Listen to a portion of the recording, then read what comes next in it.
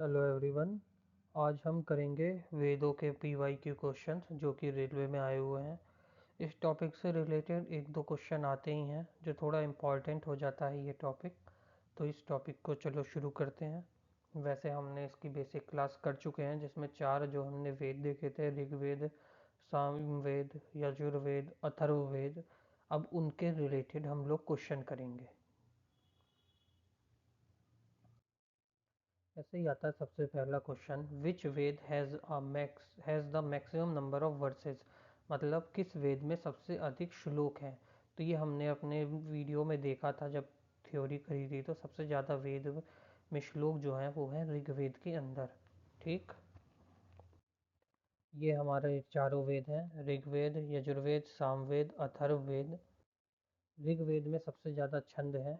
इसमें 1028 सूतक हैं, 10,600 छंद हैं। और जिसमें सबसे ज़्यादा जो है वो चार वेदों में है। भारतीय भाषा का सबसे पुराना और सबसे बड़ा ग्रंथ है ये। और ऋग्वेद को 10 भागों में विभाजित किया गया है। और उन 10 भागों को भाग कह लो या फिर 10 बुक्स में उसे डिवाइड किया गया है। और उन 10 बुक्स को क्या कहते हैं हम लोग? मंडल्स। उन 10 बुक को मंडल्स कहा जाता है। नेक्स्ट क्वेश्चन, हमारा सेकंड क्वेश्चन आता है, ऋग्वेद में डैश मंत्र हैं जिनका अप्रमाणित वालिख्य भजन शामिल है। कितने थे? 1028 थे। और वर्सेस कितने थे? 10,600 थे। और ये किसके अंदर आते हैं?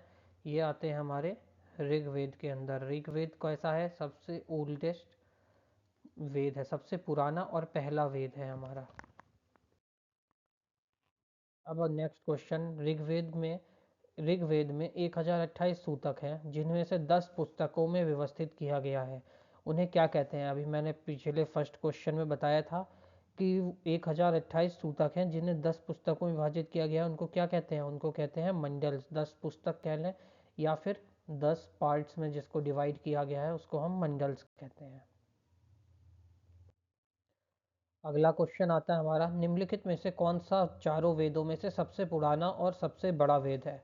ये भी क्वेश्चन सेम वैसा ही है। ऋग्वेद सबसे पुराना और सबसे बड़ा है, 1028 सूतक हैं और 10,600 इसके छंद हैं।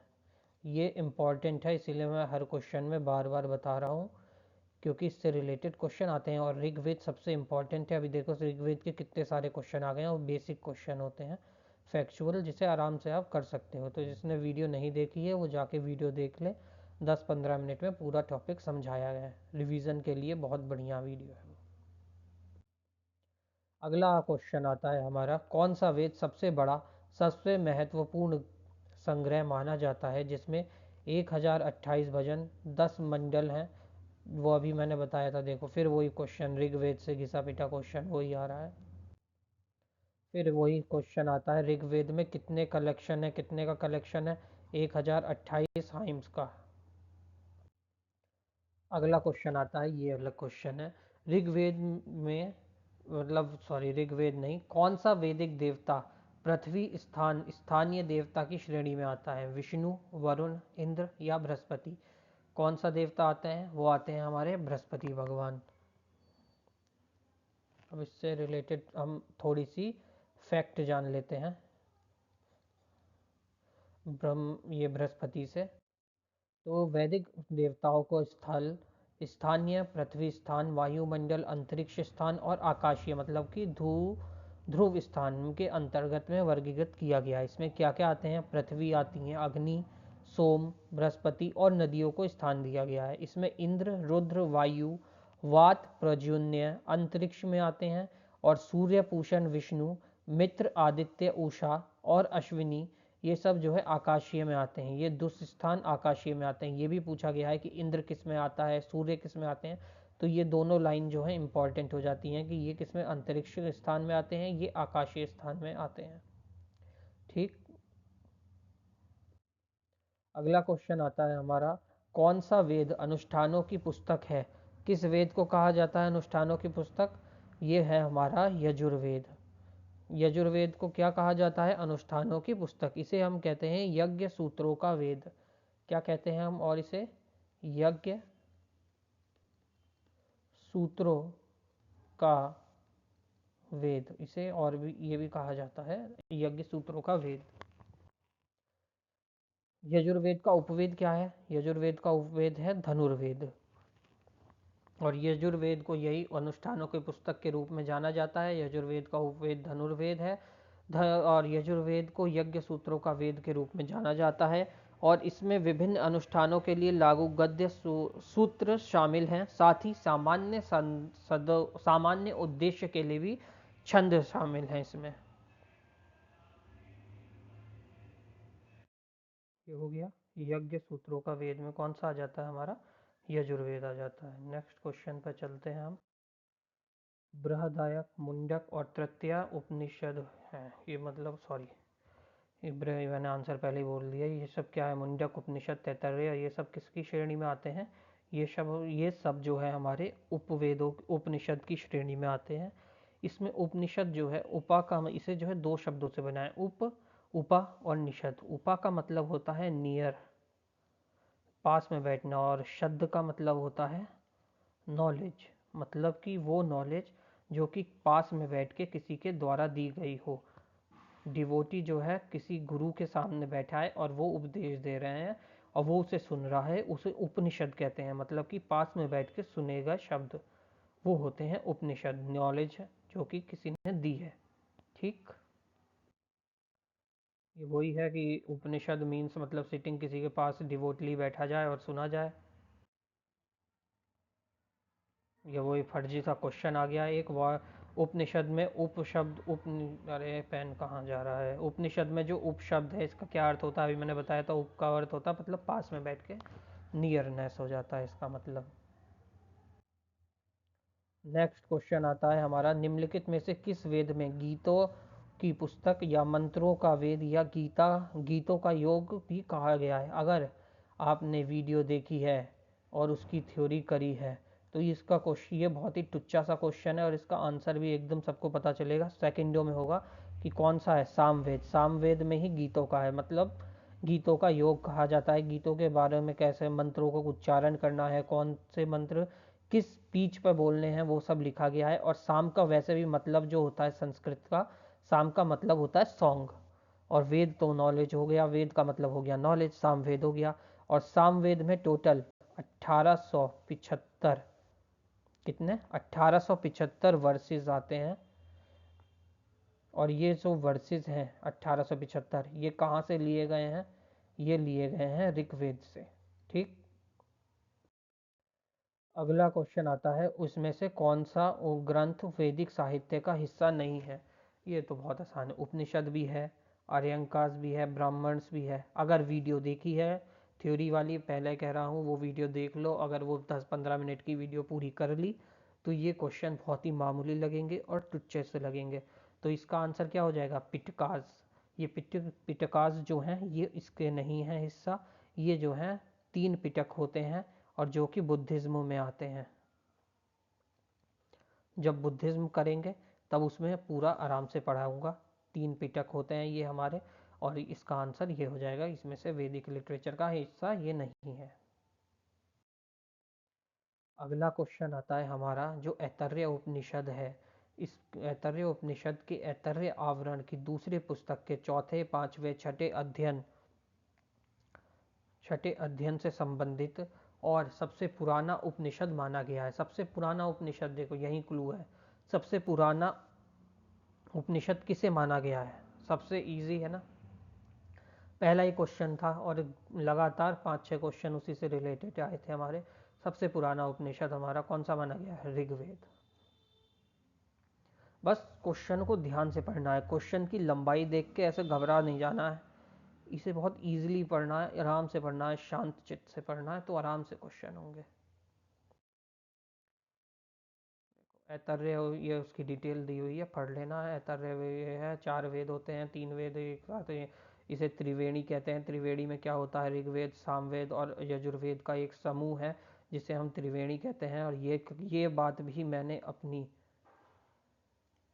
थ्योरी थ्योरी वाली क्लास में करा रखा है, देख लेना। 10 मैक्सिमम जो है उसमें 10 मिनट लगेंगे उसे करने में और ये सारे क्वेश्चनों का आंसर दे पाओगे। तो कितने स्टेजेस होते हैं हिंदूज में, प्रारंभिक हिंदू दर्शन में ने जीवन के कितने चरण निर्धारित किए हैं, कितने चरण निर्धारित किए हैं? तो ये आमतौर पर सबको पता होगा, सबने सुना होगा। और मेरा यहाँ से पेन टैब गायब हो गया है फिर से। 1 मिनट 1 मिनट।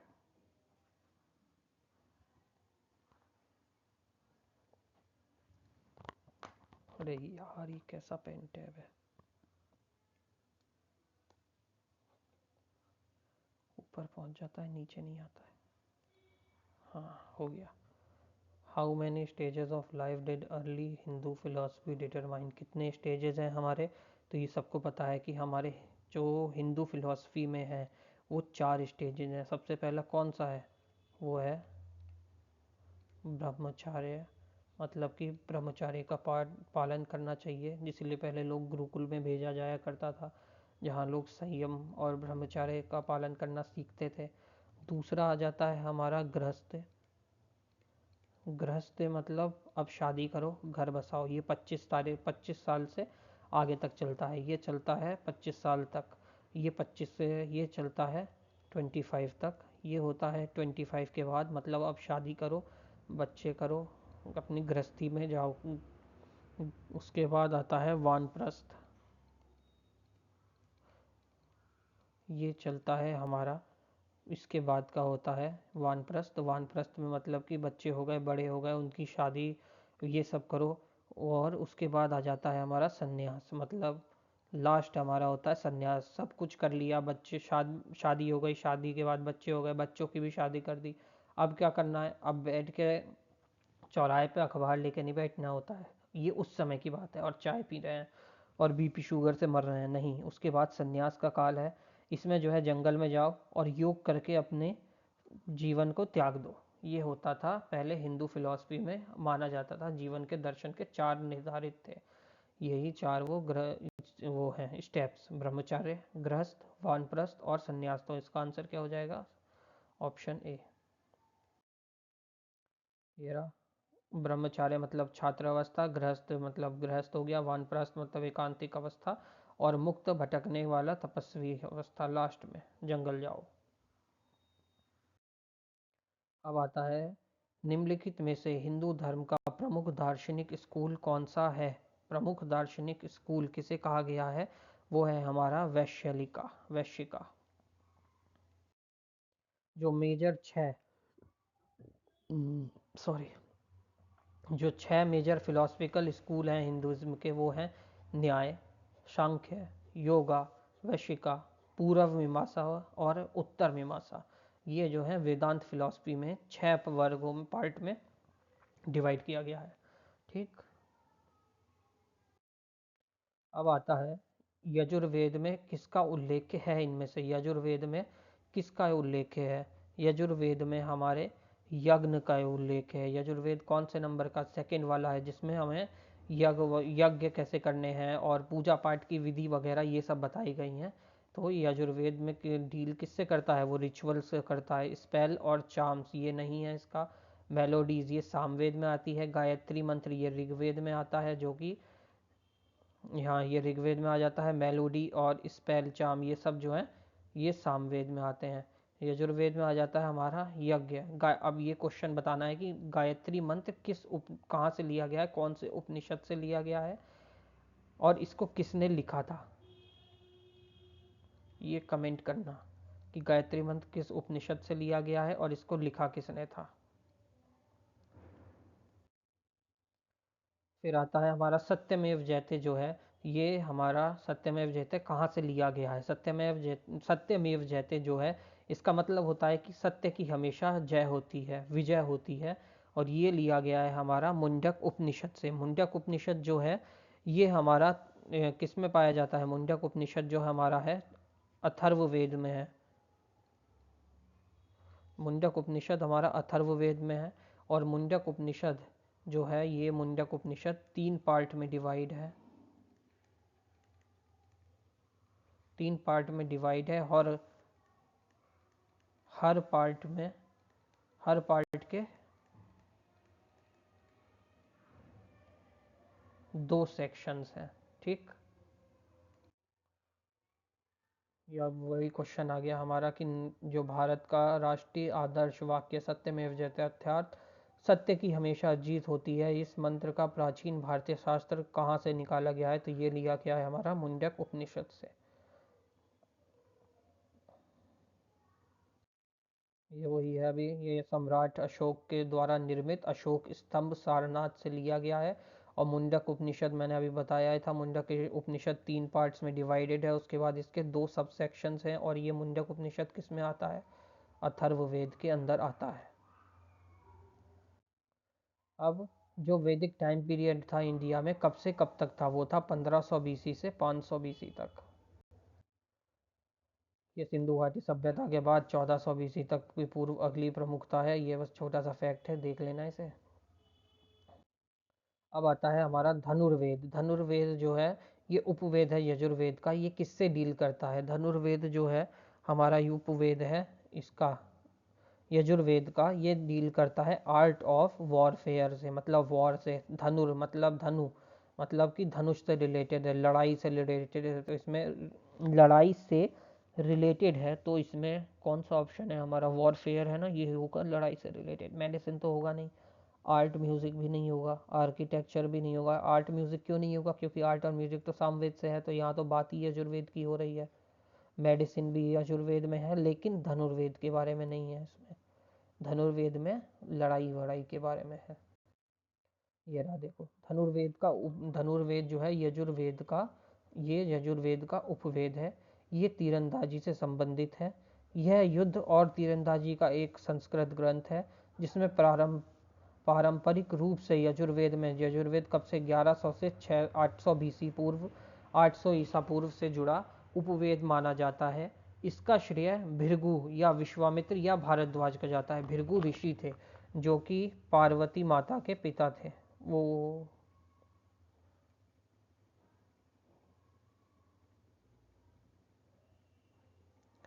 सॉरी, पार्वती माता के नहीं, ये राधा रानी जो थी उनके पिता थे ये भृगु। उन्होंने अवतार लिया था कुछ, तो एक अवतार हुआ था उसमें भृगु ऋषि जो है उनके पिता थे। ये साउथ में है। साउथ में है। जब साउथ का अवतार हुआ था उस समय का है ये। भृगु ऋषि वाले जो थे, भृगु ऋषि राधा रानी के पिताजी थे। अब आता है, निम्नलिखित में से किस वेद में संगीत से संबंधित ज्ञान, संगीत से संबंधित, ये तो बहुत इजी और टुच्चा क्वेश्चन है। संगीत से संबंधित सबको पता है कौन सा क्वेश्चन है, वो है सामवेद, जो कि संगीत से संबंधित है।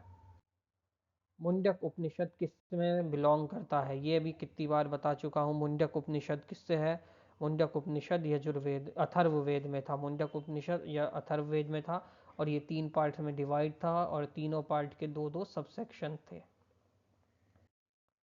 यही अथर्ववेद से है। हिंदू में 108, हिंदू धर्म के 108 उपनिषदों में से मुक्ता कैनन के 5वें स्थान पर सूचीबद्ध है, और सत्यमेव जयते इसी से लिया गया है बस।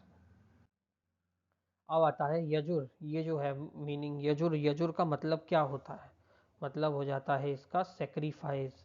यजुर का मतलब होता है पूजा, बलिदान, धार्मिक श्रद्धा, इन सब के चीज़ों का, इन सब का मतलब यजुर का मतलब ये सब होता है कि पूजा करना, बलिदान, सॉरी, धार्मिक श्रद्धा, ये सब जो है यजुर्वेद के अंदर आते हैं। ये रहा बलिदान आदि यजुर्वेद ग्रंथ है।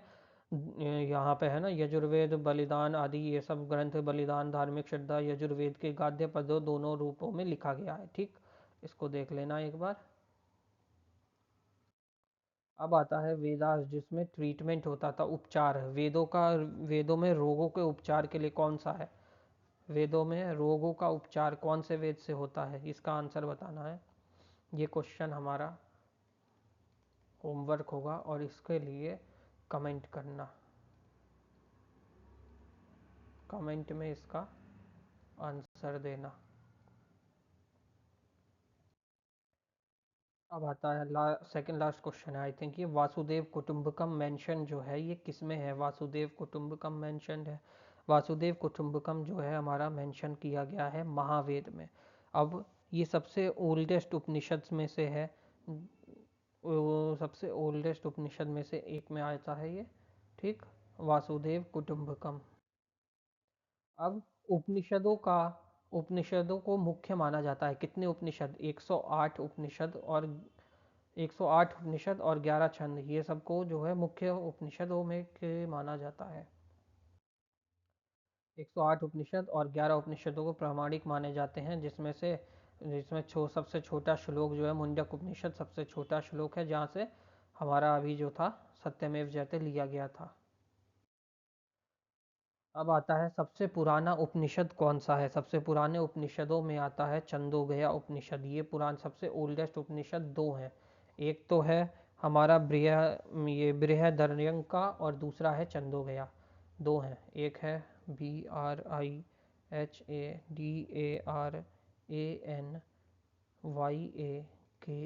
बृहदरण्यका, ये एक है। और सेकंड वाला हमारा ये है छंदोगया उपनिषद, ठीक। ये है लास्ट क्वेश्चन, हमारा लास्ट क्वेश्चन है ये, लास्ट।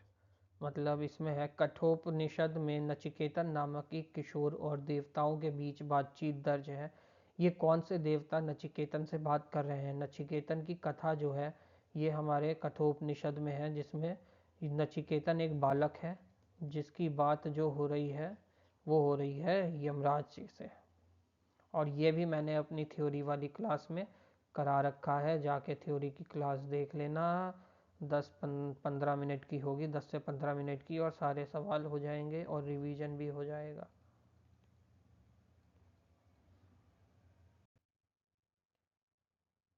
ये किसमें है? कृष्ण यजुर्वेद शाखा का उपनिषद है ये, ठीक है। तो आज की वीडियो यहीं पे ख़त्म होती है। बस यही थोड़े बहुत क्वेश्चन थे जो इसके आए हुए थे, और बहुत ही इजी क्वेश्चन थे। अगर मैं फिर से कह रहा हूँ, वो थ्योरी वाली क्लास अगर देखी है तो ये क्वेश्चन बहुत ही मामूली और तुच्छ लगेंगे।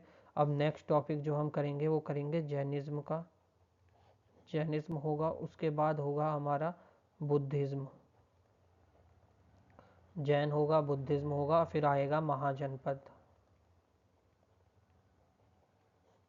और इसके MCQs भी होंगे साथ में, MCQs भी साथ साथ चलेंगे, ठीक।